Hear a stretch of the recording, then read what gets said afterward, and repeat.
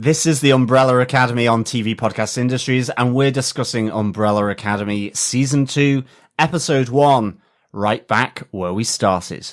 I know what it's like to be stuck in time. Thinking this is how you're gonna live out the rest of your life. On the run. And not knowing if you're ever gonna see the people you love again. And to be in an unfamiliar world. But Luther, you're not alone. We have to find the others because the world ends again in 10 days. I have no idea how to stop it.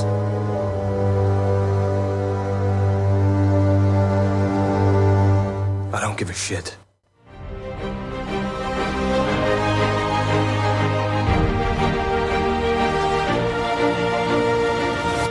Wakey, wakey, rise and shine, fellow brollies. This is the TV Podcast Industries podcast discussing everything about the Umbrella Academy Season 2, Episode 1, and it's called Right Back Where We Started. I am one of your hosts, John. I'm one of the hosts, Derek. And rounding out this trio of school kids, I am Chris. So I guess we're giving up on the Academy alumni after one episode, John. Going back to Brollies now. No, I think it's interchangeable. Okay. I to be honest, I just thought fellow Brollies, our Brolly dollies, in fact, but also our fellow Academy alumni, if you prefer the more academic greeting. I like it. Yes, so you let us know over on the social medias what you like. Which do you prefer? Are you a Brolly? Are you an alumni? Let us know. Well, I'm calling that out just in case you didn't hear our recap episode where we talked about the entire first season of Umbrella Academy and christened our listeners as Academy alumni. You may not have heard that yet. If you want to go back and hear the thoughts that we had on the entire first series, pop on over to tvpodcastindustries.com and you can get our recording about the first season. But yeah, exactly as Chris said, let us know whether you want to be called the Brolly Dollies or the Academy alumni. Are you telling me that I was edited out saying fellow Brollies? No, you're in there. Okay, at some excellent. Point. Yeah, at some point. So we're not sure where. We have you somewhere in there. We just, Yeah. Anywho, moving swiftly forward. What are we discussing, gents? We are here for a spoiler-filled discussion about Season 2, Episode 1 of the Umbrella Academy. Yes, right back where we started. Mm-hmm. And if you're starting with us for the first time, you may not know who we are. Welcome to the group. Welcome. We are three crazy lads who like to discuss all things TV, all things podcasts, on a podcast. Mm-hmm. Yes. So, basically the best way to find out our back catalogue and everything, as Derek said, even the season 1 recap, you can pop over to our website at tvpodcastindustries.com and check out all of our previous. We've covered everything from The Boys to, we just finished a full coverage of Penny Dreadful, the original first 3 seasons in Victorian England. We weren't in Victorian England when we did it. We were just actually recording about the original Victorian England. We were in pieces. Dublin where most of it was filmed, but that doesn't matter, does it? But then we jumped over to the City of Angels, of course, LA, where we did Penny Dreadful City of Angels. Finally, we've also done everything Marvel over on the Netflix shows, including some of the film. And my fellow hosts have also covered all of Pennyworth Season 1, all of Gotham. You name it, we've probably covered it in some form. Yeah, probably. Yeah, this is our first time talking about Umbrella Academy, though, so we did do that one recap episode. So we are jumping into the second season of Umbrella Academy, going sort of episode by episode. We're not releasing our podcasts covering each individual episode. This episode's coming out just as all of the season is being released on Netflix, and then we're going to be releasing episode 2 and 3 over the first weekend, episode 4, 5, and 6 during the following week, and then episode 7, 8, and 9 after that, and then we're going to close out the season with one final episode talking about the season finale, episode 10 of season 2. So kind of bundling them up a little bit, really, because we are going to be leading into The Boys season 2, which is coming out in September, and we want to make sure that we cover this show as much as we can in the time that we have available to us. So unfortunately we can't go weekly, but we will be talking about each individual episode on the podcast in that structure, I suppose. Hope that makes sense. Yes, absolutely. And of course, you can send in any thoughts, points, theories, or feedback on the shows as you watch them. Just send in an email at feedback@tvpodcastindustries.com. You can head on over to our Facebook group. Just go to facebook.com/groups/TV Podcast Industries. And of course, we are also over on Twitter at TV Pod Industries. And of course, if you want to leave a voicemail for your feedback, head on over to the website at tvpodcastindustries.com, and you can leave up to 90 seconds of your dulcet tones for us to replay in the feedback section at the end of our discussion. So yes, as we go through this season of Umbrella Academy, it'll be great to get your thoughts on the show, this exciting show with, lots of crazy stuff indeed. Lots of time travel as well. Yes, definitely. We are releasing these episodes early on Patreon. If you want to get the episodes a bit earlier than they are on our main feed, you can go over to patreon.com/TV Podcast Industries and subscribe to us there, support us there. You can get access to the episodes a little bit early. We are very lucky to be able to be recording these episodes before they're out on at the end of July on Netflix. So we don't know what anybody else's reaction to these shows are as we're recording our podcast, which is the way we love it, really. It means we're able to come up with our own ideas about what we think of the series before getting anybody else's opinion, I suppose, which is great fun. Exactly. And of course, you can support us in any other way, shape or form as you see fit. You can go onto any academical or non-academical podcast catcher and leave a review, rate us, subscribe. It'll be great to get your support through that way as well. And just share the podcast. Exactly.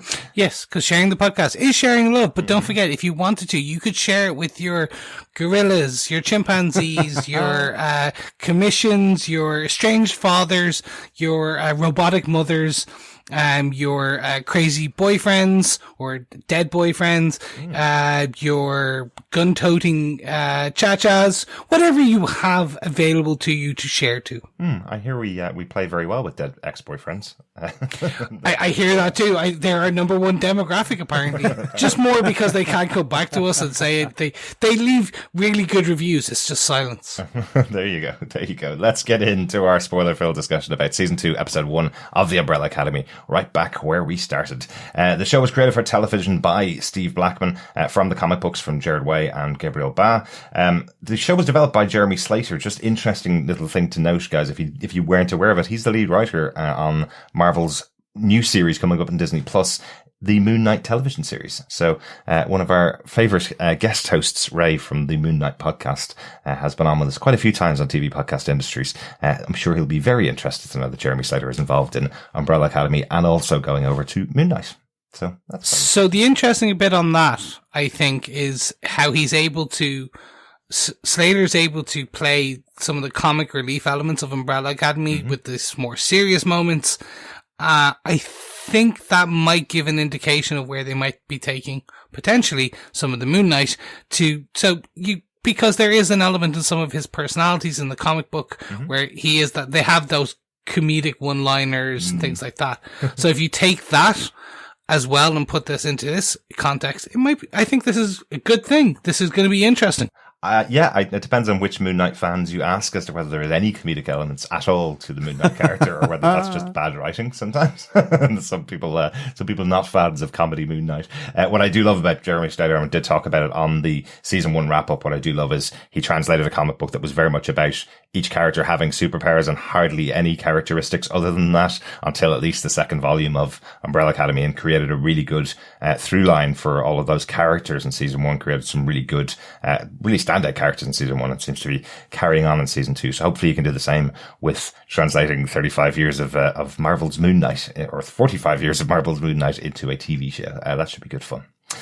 This episode was directed by Sylvain White. He's done lots of TV directed, but also directed, you might remember this one as well, guys, the comic book movie The Losers back in 2010. Yeah. I remember that. That was one of our first experiences of big budget, non-Marvel, non-DC comic book movies. So an interesting one that is on his resume for the year. I'm trying to think, Zoe Saldana was in that. It was. Awesome role, wasn't it? Yeah. Chris Evans was in there. Yeah. That is true. Yeah. Captain America and his butt cheeks. Yes, America's butt cheeks before they were America's butt cheeks. Exactly. Getting an outing before they got an outing. Yes. Yes. And finally, the episode was written by Steve Blackman, the creator of the show. So he's involved in the script for the first episode. John, do you want to let us know what they gave us with your summary for the first episode of The Umbrella Academy Season 2? Sure. On the 1st of April 2019, the Earth was destroyed in a cataclysmic event. Billions of people were wiped out in a matter of minutes. Ironically, the 6 survivors of the apocalypse were the very siblings who brought it on. After time traveling to avoid the apocalypse and dropping his brothers and sisters into an alley in Texas, all at different times, 5 scrambles to track them all down before they team up to cause a brand new apocalypse. Cause or prevent? Do-do-do-do. That's the timey-wimey nature of the show, really, isn't it? So I'm so glad. I'll call this out right now, right up top. This is exactly what I asked for when we did our recap and look forward to Season 2 of Umbrella Academy. I was really annoyed if they were just going to go back in time 10 days to try and fix the original apocalypse. I really love the idea that they've gone back in time and started a new apocalypse that they have to deal with. I think that makes so much more fun of this situation of the Umbrella Academy. Again, comic book version of these characters is they constantly go after stopping apocalypses. So I love the idea that they've gone back in time and already, as soon as 5 arrives, he's already jumping into an apocalypse. I think that's kind of cool. Yeah, that was pretty cool, actually. So with that, gentlemen, I think it's about time we jump in and discuss our big moments for this episode. Mm-hmm. If you're joining us for the first time, the way that we usually cover our episodes is each of us will take one big point that we discuss. Usually there's maybe some overlap or things like that, and we'll jump in on each other's point. But yeah, typically it's 3 big points for each episode. Mm-hmm. And on that, Derek, what's your big moment for this episode? Guess what? Welcome to the new apocalypse. That's my big moment. Cause anytime you say that, I just hear like some 1980s power ballad. Wow! Absolutely. Welcome to the new apocalypse. And in my head, I have Futurama's "Welcome to the World of Tomorrow." So welcome to the end of the world of the past, I suppose, is where we are here. It's just the arrival of the seven back in the 60s. I think is a really interesting one because it does take place directly after the end of season 1, where we saw the moon exploding in the sky, and they're going, what could it hurt? Either we all die here, or we just find out what happens if we all try and use the power of 5 to transport us all back in time. And we know instantly now what happens. Like, this is one of the cool things that we have available to us because we didn't cover the show last year when it came out. We're covering the show a couple of weeks ago, so we've only just watched the last episode and then came straight into watching the first episode of season 2. So we know now exactly what happens. Probably not very good things. So, you know, we have the arrival of Klaus and Ben on their own at the beginning. So, they're still stuck together, stuck with each other again. You know, I love that kind of reveal from Klaus kind of going, oh no, this is going to be my life now. I'm stuck in a different time with you by my side and nobody else, you know? So he was just kind of getting used to the idea of having his family around again. They arrive, 1960, February 11th, 1960 is their arrival date. And then we kind of don't see them for most of the rest of the episode. They kind of disappear off. We get a lot more of some of the other characters at the beginning of the episode, really. Alison arrives and we kind of see her instant impact. She walks straight into a whites only diner, a year later, 1961, when she arrives. And remember, she's mute as well. So she's walking into this diner. She's had her throat kind of slit by Vanya towards the end of season 1, and she can't talk. She can't explain to anybody the situation that she's in. All she gets is someone pointing at a sign going, you shouldn't be here, basically. Yeah, that must absolutely suck. Mm-hmm. What an awful entrance to a new era, a new decade, you know? But it's a good setup for where a character is going to go as the episode goes on. Exactly. Whereas for Klaus, it rocked, or should I say it swung, because, he's in the swinging 60s, mm-hmm. and that is his time for peace, love, drugs, and alcohol. Probably, yeah. And promiscuous sex. Yes, probably. I do love the reaction of the guy that sees him as he arrives, and he's trying to do what time is it? What day is it? What day is it? And the guy walking across the zebra crossing, as we call it, the crosswalk, I guess, in America, just looks at him as if he's off his head on drugs already. He probably is. It is Klaus, but Yeah. But a great instant reaction. And talking about great instant reactions as well, Luther's arrival, again, another year later in 1962, as he arrives, similar to Klaus, arrives and calls out for the rest of his brothers and sisters. But landing on Alison because she's the most important character to him. I absolutely love the homeless man who is shouting alongside him. And, you know, you're almost wondering, is this character going to be important in the rest of the series? Because he's I really hope so. He's just echoing Luther's call of Alison until Luther's kind of looking at him going, why is he calling out her name? It was so funny. I must say that really made me laugh a lot. I really liked that. It was just hilarious, yeah. And then we have the arrival of Diego in 1963, September 1st, 1963. I think he's the first one that gets a date associated with his arrival, actual day, apart from Klaus, as I look at my notes. But I love that he does the superhero landing. We saw this in Deadpool 2, this idea of every superhero who lands on the ground lands in this perfect formation. Diego's the only one to land like that. Everybody else lands and falls over. Diego lands perfectly like the superhero and then goes instantly into an attack on a purse snatcher as he throws his knife, bends it around and sticks the guy to a post. It's so cool. Like, what a great arrival. Yeah, that was pretty awesome, to be honest. Along with his kind of moves in the battle with the Soviets as well. Absolutely. Be getting onto that part of me point in a second, but I do love that as a rival. I have to say, I don't think I even mentioned it last season, but one of the things I love about the makeup for Diego is that cut along the side of his head. They do a great job of keeping that all the time. I presume the actor doesn't have that same cut, but it looks really cool. I love the idea that he may have played with knives too hard when he was younger, or may have just bent it the wrong way and it cut his head in a training accident kind of thing. Next up is Vanya. Vanya, who arrives and then instantly gets knocked down. I love that she was the big bad by the end of season 1. She was the one they were trying to take down to stop her causing the apocalypse. It turned out they all caused the apocalypse by stopping her. And then she gets here and instantly gets knocked down in her arrival. Seems a bit out of sorts, when she gets there as well. And do you think she has no memory because of that knock in the car? Because she's taken in by that family, and that they keep putting missing persons ads in the paper? Or do you think it's just as a result of the time travel by number 5? It's just because it doesn't happen with everyone else. Everyone else remembers everything. Yet Vanya it totally doesn't know who she is at all, or whether it was even just something before the time travel back in the concert hall. Well, so the concert hall, in the original comic book, she was shot. Like, full on, she was actually, the shot penetrated her and left her paralyzed and blah, blah, blah. In season 1, what we saw, it was the gun to the side of the head that either distracted her or deafened her. Yeah. There's conflicting theories. It's one or the other. So that was what turned her off. Yeah. So my assumption is it's the car, the accident this is basically why she has this amnesia.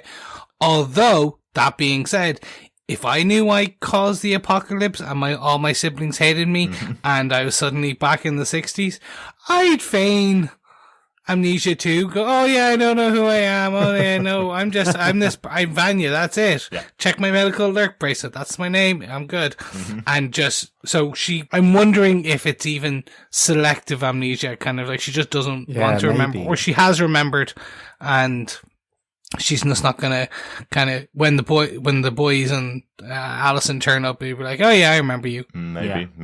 Yeah. Maybe. And I think as well, at this point, each of them have arrived separately, other than Klaus with Ben, but they just don't know that the others have survived at all. So they're alone, and they, I think that there's talk that Luther has been back to the alleyway to sort of cry and to scream out Alison as well.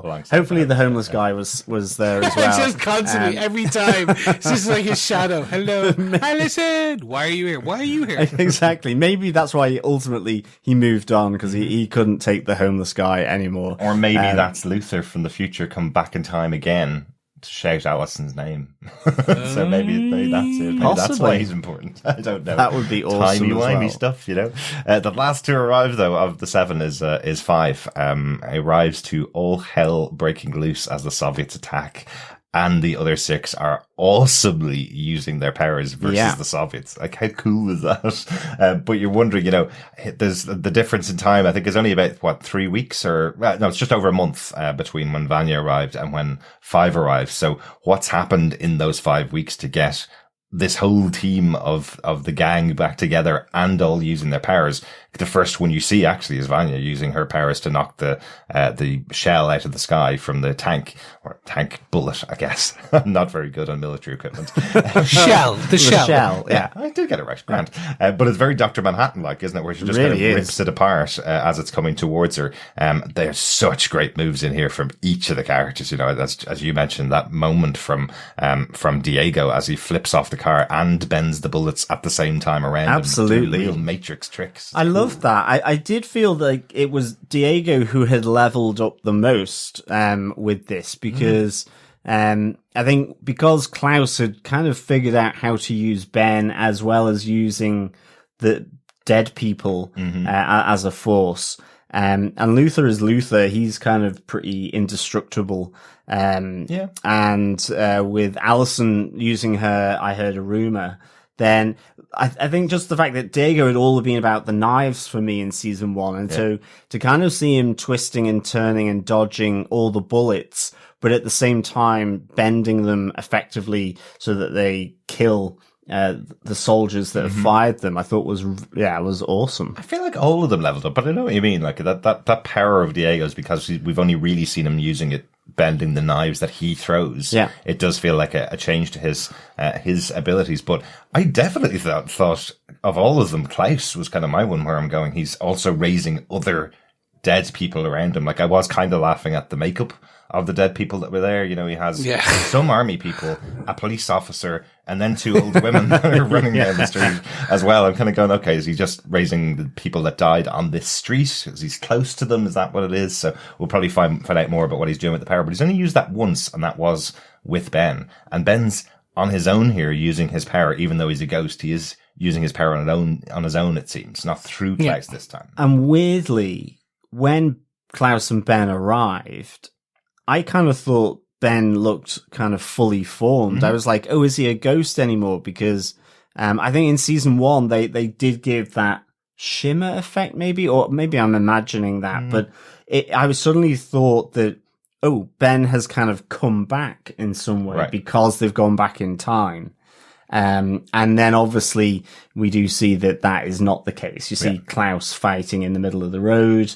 I think he's slapping Ben's behind, but obviously it just looks weird from the passing sheriff. And then also with the dude taking the pictures, he just sees Klaus speaking to himself rather than to Ben. Exactly. Yeah, exactly. So I was of the same ilk and kind of thoughts there when they first arrived in, and then with the battle scene. I'll get back to the battle scene in a second. My assumption was, oh my God, because something's happened to Ben. He's back because when they all, he held hands with Klaus and imaginary someone else, held their hand, when they were just about kind of porting out, when they were transporting. So I was like, oh my God, maybe something has happened with Timey-Wimey and he's back. But when we find out later he's not, I was like, oh, okay. Yeah. So it's cool. They maybe we know 10 days from now, from the apocalypse, or from when when 5 arrives, that is when it's going to happen. So he's still dead then. Yes, 10 days from when Hazel takes him back to, isn't it? So it's is it a slightly longer clock than the first season? I think the first season was 8 days. Or was that just that he didn't explain it to everybody until 2 days after he arrived? But it's roughly 10 days this season. Yeah. That's all they have left for him to stop the apocalypse. And again, you do wonder, what the hell has happened in that couple of days to turn this whole family into this proper attack unit versus the Soviets, So. Well, we do have some ideas. We do have some theories there. And I think the big one is that 5 already knows, or he has an inkling. which actually which is one of my big points. But I'll hold off just to finish off your point and kind of jump into you. This is the best opening in a long time for a show for me. Like within the first 15 minutes, you're basically reintroduced each of the characters, their full power sets, where they are, when they are. And just that was just, it was fantastic. It was just for me. And then you also get reintroduced to, when obviously Hazel's there, you get reintroduced to the commission as well. Yes, you do. So it was a really, it from using a tired reference of setting the chessboard, like we used it a lot over the last couple of seasons, not on this, but setting the chessboard. Everything is set back to zero. Yeah. You were just had to finish the game. You got checkmate, or at least check anyway. And then went, okay, time to reset. And everyone's pawns went back to the position. And I was just like, that was a really good way. You showed them all in an interesting piece. Cause there may be one or two people who just joined for season 2 for whatever reason. Yeah. And for this case, it's like, oh wow, they are now powered and you can see what they can do. So yeah, I loved it. Yeah, excellent. That's basically it for my big point for the episode, because I took the main opening of the show. So yeah, I know that there is the arrival of Hazel, and he's the one that takes care of Five, gets him out of there, and then we have the attack of the commission, as you mentioned, Chris. But I think we're going to be talking about that in a separate point. Do you want to give us your main point for the episode? So my main point is Five is back in all of his short glory. 4 foot something? Glory. Yeah. I think so. It's interesting, is that you always wonder about kid actors when they're cast on shows, and depending on how long it takes for a second season to get filmed, you're kind of going, oh, they're going to have to do a time jump for him. He gets lost in time for a few years because suddenly he has a beard or something, but he looks exactly like he did at the end of season 2. Absolutely. Thank God Aidan Gallagher didn't age a day in the intervening period. Yeah, no, for me, he's still an amazing star of this show. Just from his full introduction, it's just like when he arrives and he's doing all the questions and trying to figure it out, and then you get the introduction of Hazel straight away. We get the exposition dump. I thought you did this. No, but we went here. And no, aren't you with them? No, I left them. And it's just like, who are those guys? Oh, they look like commission. And then the bad guys fire on them. Yeah. And I was just like, this is great. You're reintroduced to a suitcase, which is their method of time travel for non-5 people. Five's power is time and location jumps, I think is the best way of putting it. Time and space. That could be a better way of putting it, if you will. The 4th and 5th dimension. No. It was fun to see. Then you get Five kind of get to show his powers a bit, jumping.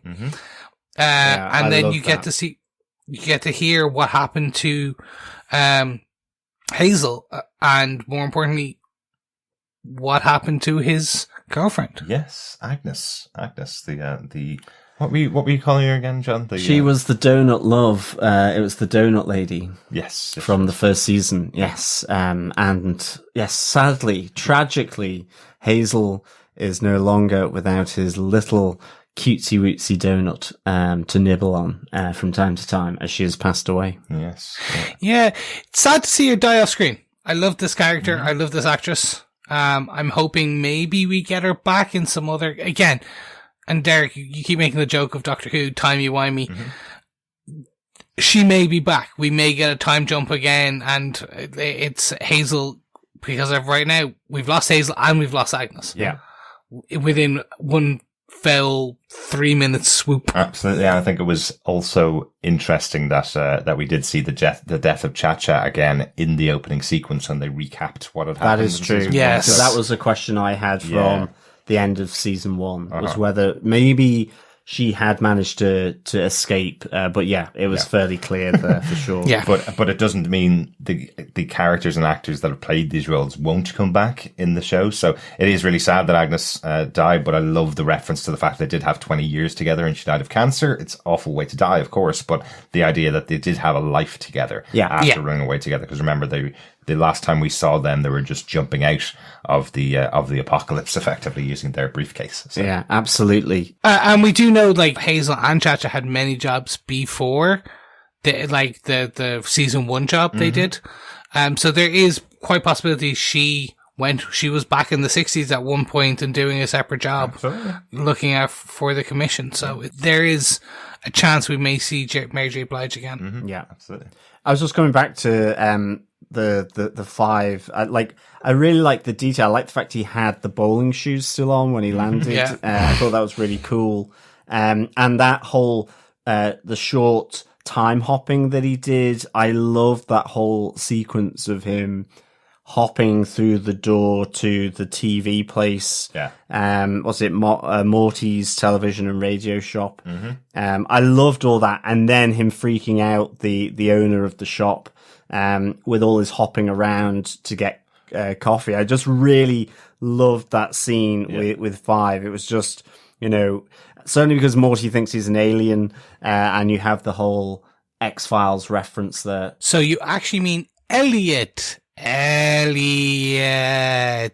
Yes, that's exactly who I mean, is Elliot, not Morty. Rick and Morty's, I suppose. Yeah, and Elliot, E.T., I suppose. Yes, that's the reference I'm assuming. I'm assuming it's a joke on E.T. I expect so. The reference I took was number 5 saying, well, the truth is out there, because obviously we do love our Mulder and Scully, as the X-Files reference there with the truth is out there.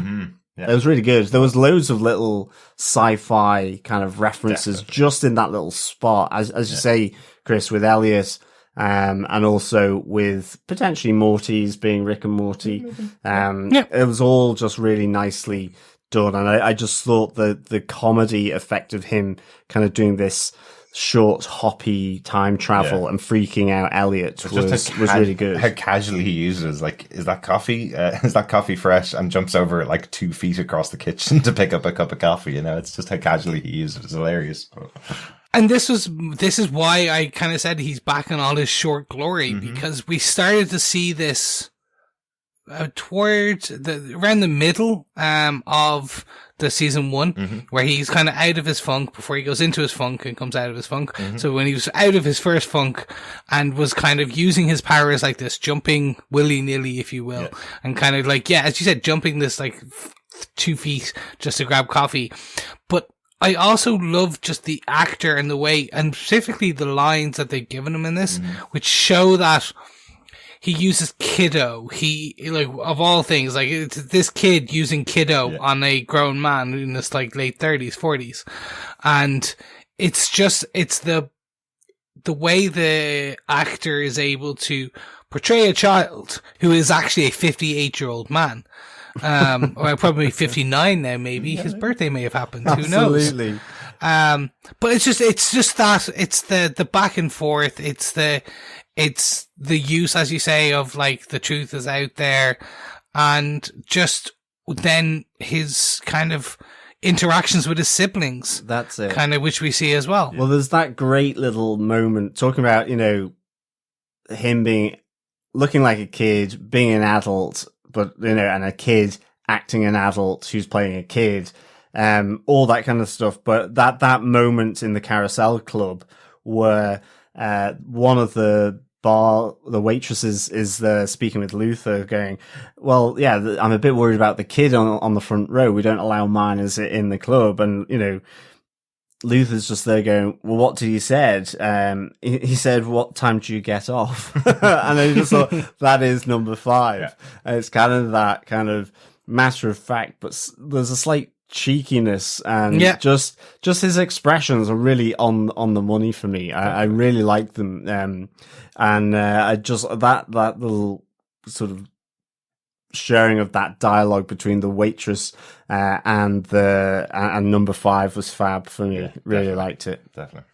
So that kind of wraps up my point, but exactly as you said, his interaction with Luther is brilliant, because I say this about every Netflix style show that we cover, but it happens more and more on Netflix. It seems to be a trend on Netflix, which is they have a great way of editing and cutting right at the right moment, but typically with the right line. Literally that conversation where he says, I don't give a shit about saving the world and the apocalypse. it's such a well-timed cut that it just makes you go, oh my God, I just want to see what the next part is. Yeah. Yep. It definitely does. It's so good. Yeah, it definitely does. Not going to lie, we went straight on to the second part. We're not spoiling anything about the second episode, I promise you. We're not going to do it, but I know almost everyone that listens to us will probably have gone on to the next episode directly after that. I can imagine for sure. I will not lie either. I did not, because I wanted to maintain my purity. That's because you didn't have time. I guarantee you would. Yeah, it was literally, I did not have time. I'm not even gonna lie. I was so happy to get this in early.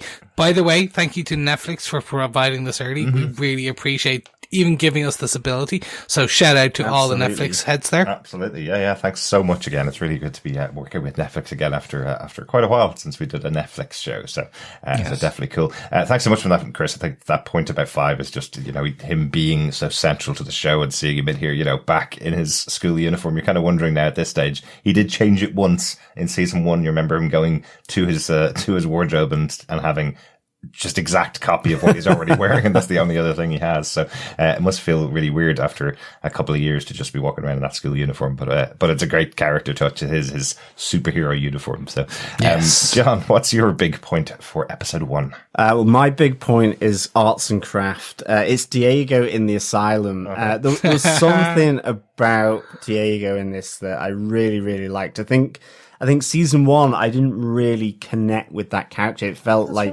he was, I not that I didn't like the character or anything like that, but I just felt that he was just trying to be the superhero. And I like the fact that he's trying to be a superhero here. He's just so committed to that role, but after him arriving in 1963, he's effectively been chucked into the asylum because he's talking about saving JFK from assassination, and he's been picked up because he's effectively been trying to kill or harass Lee Harvey Oswald. I just love that. I love the dejected sense of him, the long hair as he's in the therapy group, and he comes out with I just think one of my favorite lines after the doctor who's conducting the therapy circle talks about a guy who's dressed thinks he's a superhero with daddy issues, and he goes, that's just really sad. And he just goes, try telling that to Luke Skywalker. He goes, I know you didn't get that, but it's an excellent reference. It really is. I just thought that was so good. Because he has another couple of ones in there as well, isn't it? He's like, oh, you think your father was experimenting on you, to Diego, and Diego's responding going, it was a literal experiment that was happening with my father. Exactly. I don't know how else to explain this. This is actually what happened. Don't have daddy issues. But I also like as well that he seems to have picked up, as any good superhero must have, an unwanted sidekick here in the form of Leela as well. So where that's going to go, I don't know, but she certainly seems mad for Diego. Probably not in a sidekick kind of way, but I really like this. It seemed nice and quirky, and really kind of combative, and I kind of like those that kind of dynamic, really. Absolutely. Anybody getting Legion season 1 vibes at all off this pairing? Oh, 100%. Yeah. 100%. I was also going to say, I'm wondering if she's more than meets the eye. No, not that. She's a transformer. I meant more, could she be the commission? She just seems, we get the scene later where she manages to kick one of the guards quite squarely. But she does it with a certain trained flair. Yeah. And he's like, who taught you that? And she goes, I think she says it was like, my dad taught me. No, my mother. My mother, I think it was. My mother taught me, excuse me, yes. Yeah. Well, let's see where it goes. I'm hoping that this is that kind of sidekick, that Robin to Batman and so on. I think that would be really good. But yeah, I mean, certainly there was a little hint there that she certainly knows how to beat people up. But yeah, I just thought this whole Diego trapped in a box being the asylum was just really, really good. And even the visit by number 5 doesn't really go according to plan. Because just going back a bit, Elliot, who number 5 meets, that's effectively why he knows that all the other members of the 7 are there, because Elliot has been seeing this time vortex opening up, and he as they arrive, you see a flash of a camera on some of them, and he's been kind of documenting it. So 5 knows Diego is in the asylum, so goes to kind of, I think, get him out, but ultimately he aborts pretty quickly when he realizes what Diego wants to do, which is effectively to upset the timeline by taking out Lee Harvey Oswald.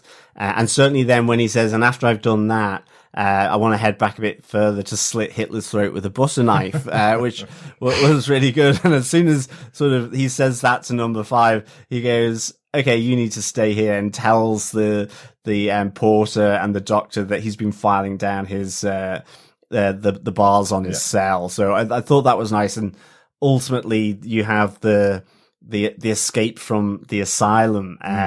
First of all, the escape from the padded cell, which has a little bit of a Lethal Weapon nod for Diego as he dislocates his shoulder so that he can get out of the straitjacket. Yeah, wasn't that Mel Gibson in Lethal Weapon 2, wasn't it? I think, yeah. He gets all the guys to bet that he can't get out of the straitjacket, so that really felt like what Diego's doing as he smashes that arm against the wall. Feels really 80s action movie kind of thing. Exactly. Yeah. And then of course the boy band, the mature boy band, these blondies are here as well to take him out. So they must be part of the commission, for sure. Well, the guys that tried to kill Hazel in the opening destroyed the box that he was using to travel, or the briefcase that he was using to travel back and forth through time. I love 5's line. How many times did I suggest bulletproof cases? Bulletproof. But he does escape with Leela here. So there is that continuation of the team up. So let's see. Yeah, as I say, let's see where that goes. Yeah.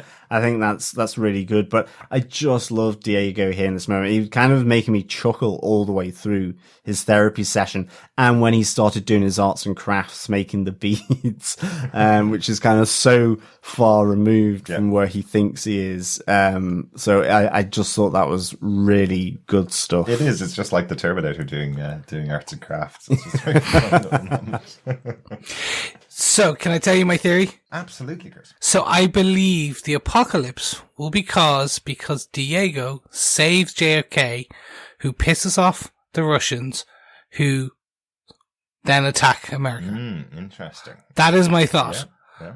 Because we very briefly see a newspaper flutter by 5 when he first arrived, and just before we see the rest of the team, that says something like JFK says XYZ, right. But technically he should be dead by then. That's true. Yeah, exactly. So I think this is the knock on, which is Diego will stop Lee Harvey Oswald, but then like we'll need 5 will need to go back and be the grassy knoll.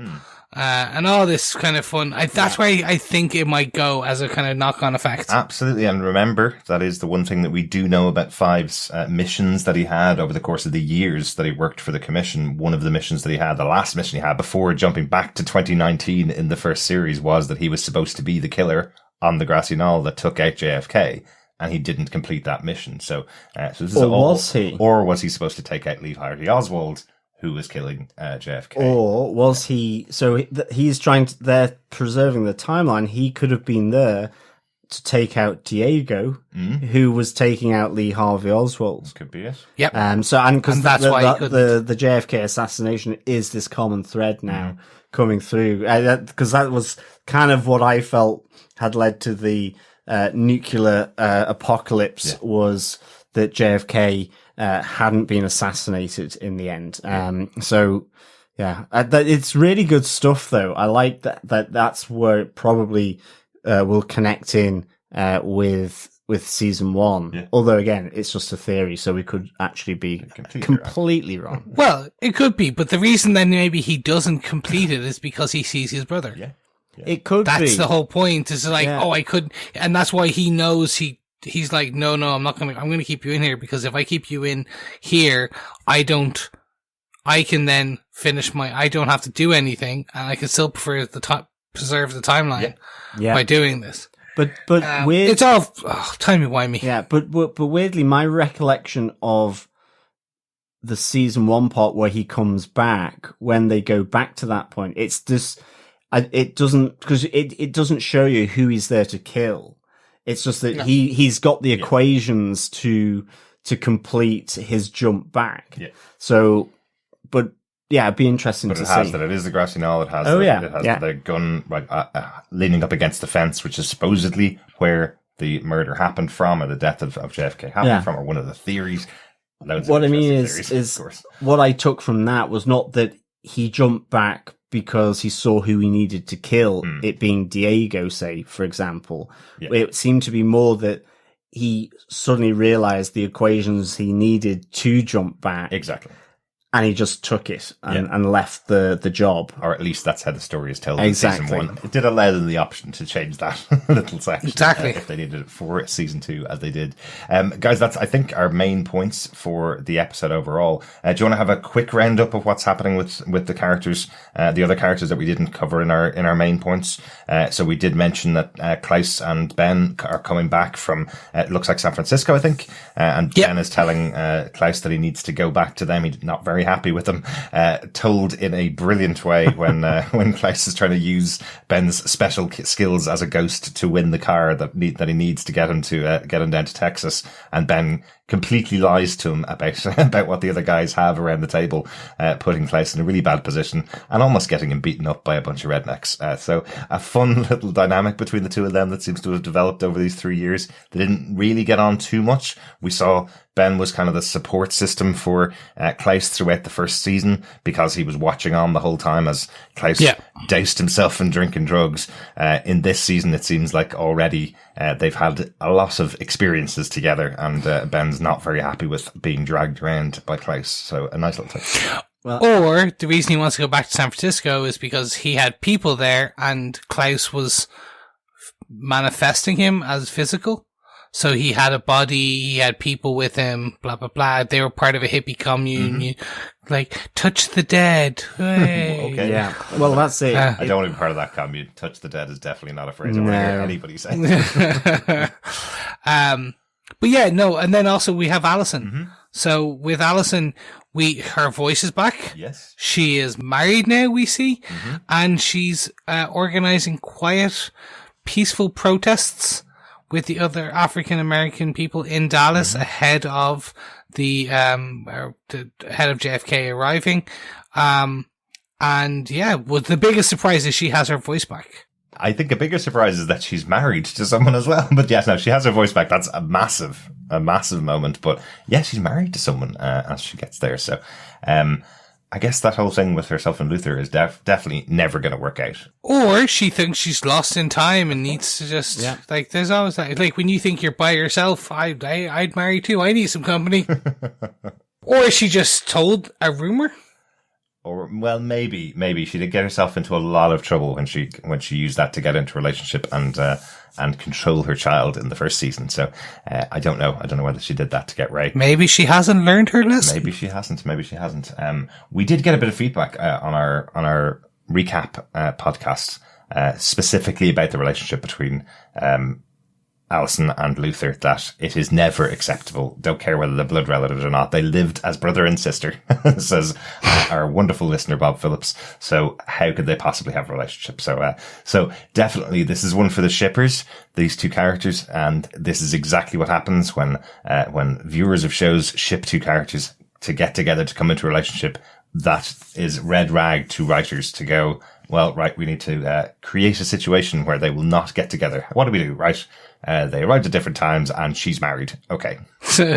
Yeah, they always do that in TV shows, for sure. And of course, then there's Luther, who is effectively a hired bouncer for Jack Ruby and his Carousel Club. Jack Ruby being the person who shot Lee Harvey Oswald. Yes. So there is that element to this as well, that linkage. But also, Luther is the kind of does sort of underground fighting and helps to sort of throw those fights for his boss, Jack Ruby, by pretending that his size will have no part to play in the fight, which his opponent seemed, at least the one we saw, who got a pretty bad broken arm, seemed to kind of believe.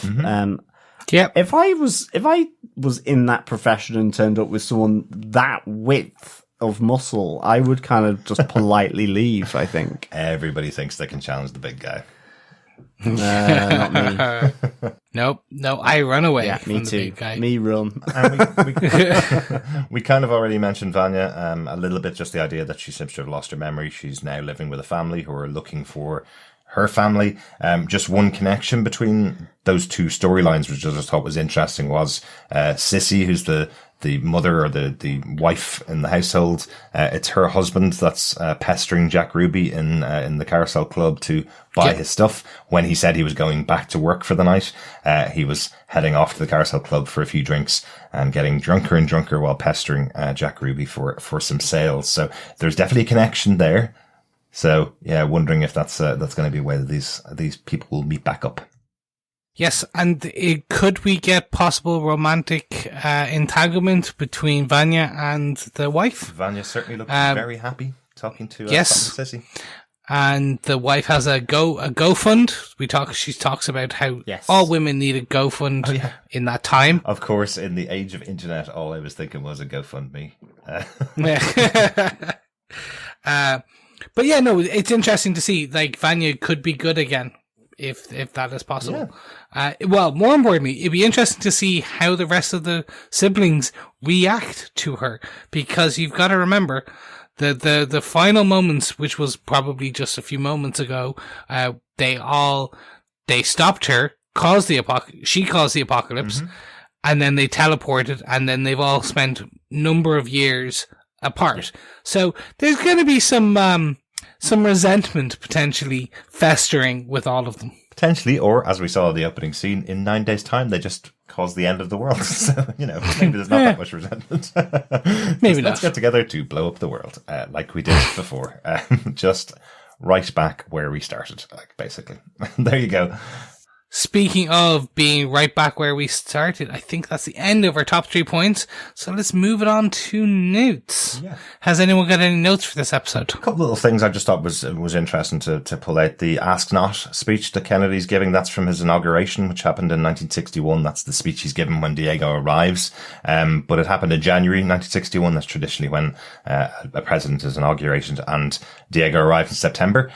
Probably just being repeated on TV, basically. So it's not a live speech that Kennedy's given at the time. I just thought it was interesting because it's such an iconic speech. I was trying to remember when it was from. You mentioned earlier on, John, there's quite a few sci-fi references in this show. And nobody can resist the urge when there's a time travel episode to do some Terminator 2 references, like the ones in here. We had Hazel, saying, "If you want to live, come with me," which is the flipped version of the "come with me if you want to live" from Terminator 2. And Terminator 1, actually, now that I think about it.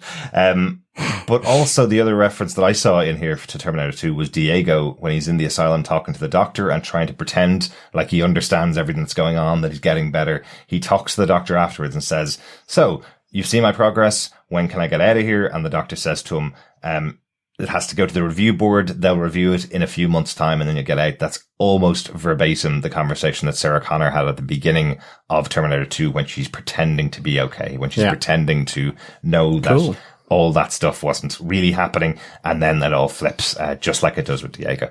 And he breaks out of the asylum, just like Sarah Connor did in Terminator 2. So lots of little references there. Good stuff. Yeah. I think I've mentioned all mine. Okay. Yeah.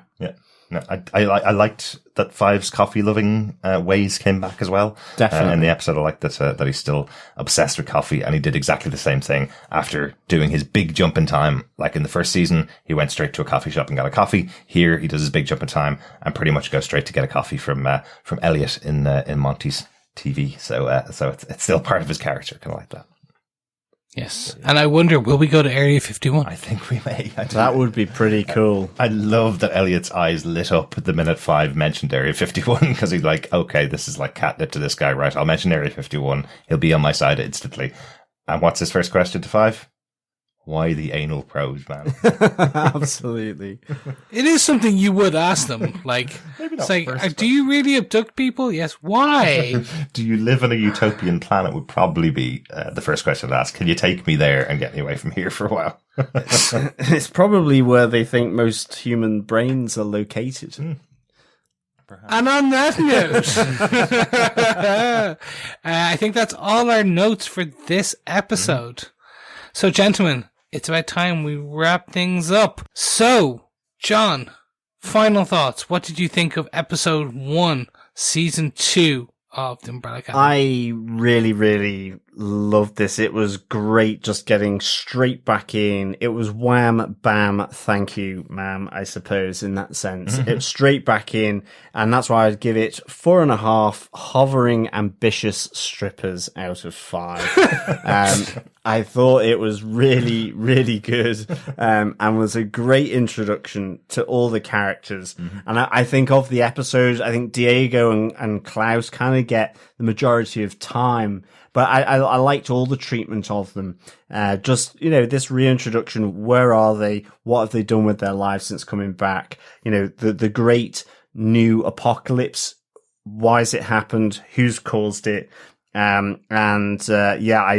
Diego for me was real standout in this episode. I really loved his sort of manic feel throughout this episode of this superhero trapped in a box, being forced to undertake arts and crafts. Absolutely. 4.5 hovering, ambitious strippers out of 5. Chris, what about yourself? I absolutely love this. From the opening salvo, where we see the team fight together in unison, being proper Avengers moment. Even with their version of the Hulk jumping in, saving, and the camera panning and spinning. Yeah. Literally, I was waiting for the Avengers Assemble moment where they would all stand in a circle, or Age of Ultron moment where they stand in a circle and the camera just spins around them as they fight. I was expecting that. I'm not even displeased that we didn't get it. Chris is not displeased. I love it. Yes. So overall, I love this. They set it up perfectly that I know where the chessboard is. I know where my pawns are and all the pieces are. And I just want to get into it.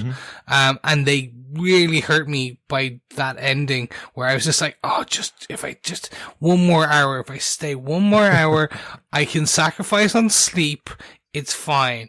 Who needs 6 hours sleep? It's fine. 5 would be fine. Excellent. 5 probably lives on 5 hours sleep, actually. With all that, probably does. With all that coffee, definitely. Derek, speaking of coffee, what did you think of this? Yeah, nothing new to add for me. Really loved the episode. Really enjoyed it. I thought the mechanism that they used where every single person arrives at different times, all the way up to Hazel, all our original characters in the original series, and we get to see their own kind of individual stories throughout the episode.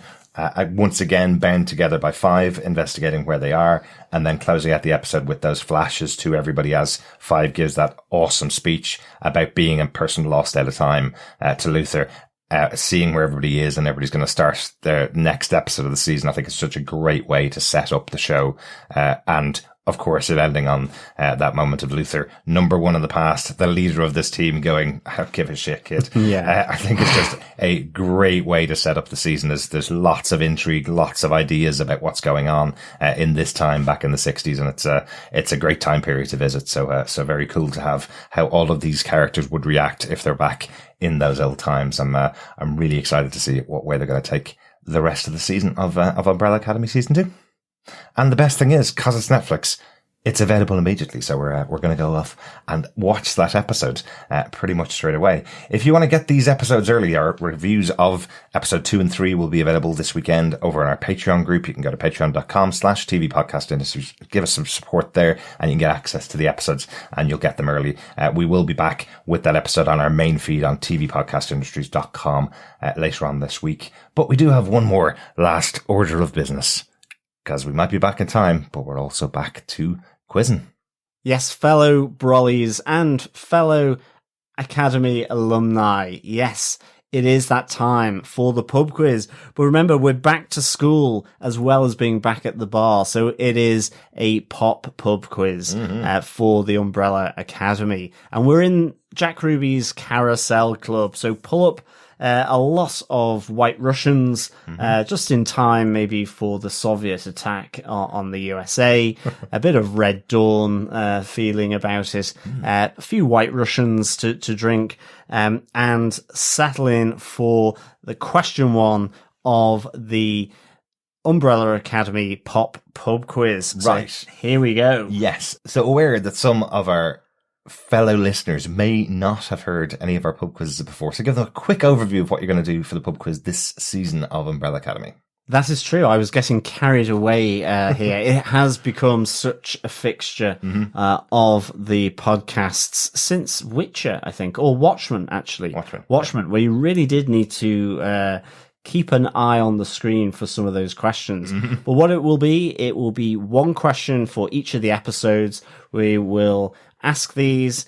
You can send in your answers to the questions at feedback@tvpodcastindustries.com. You can send them in one by one if you want. Just mark it with Pop Pub Quiz Umbrella Academy, or you can send them all in together in time for the final episode, and we'll keep you updated as to when the episodes are coming out with all of your answers.